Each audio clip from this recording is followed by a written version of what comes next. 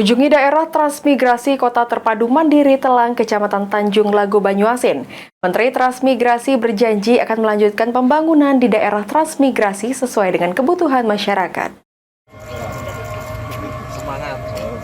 Menteri Transmigrasi Iftitah Sulaiman Suryanegara meninjau lahan persawahan Desa Banyu Urip, Pasar KTM Telang, Koperasi BMT Transmekarsari Mandiri, serta ke Islamic Center KTM Telang dan melakukan tatap muka dengan masyarakat serta pemberian bantuan. Dalam kunjungan ke Banyuasin, Menteri Transmigrasi Iftitah Sulaiman Suryanegara berjanji akan melanjutkan pembangunan di daerah transmigrasi sesuai dengan kebutuhan masyarakat, serta akan memprioritaskan pembangunan seperti jalan dan irigasi.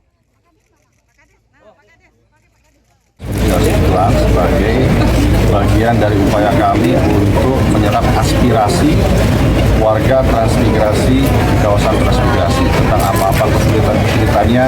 Ini juga adalah sekolah lapangan kami, belanja masalah untuk perbaikan-perbaikan ke depan.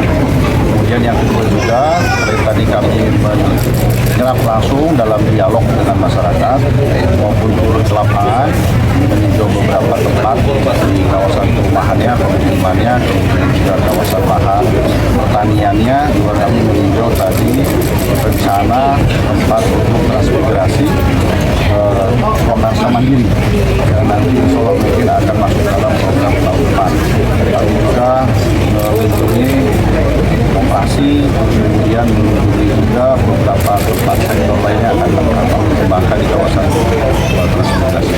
Selama ini, kawasan KTM Telang merupakan 20% penyumbang pangan di Sumatera Selatan, sehingga Kementrans akan mengirimkan orang terbaik di transmigrasi, terutama yang telah disiapkan ilmu pengetahuan dan keterampilan sesuai dengan potensi wilayah, yaitu pertanian.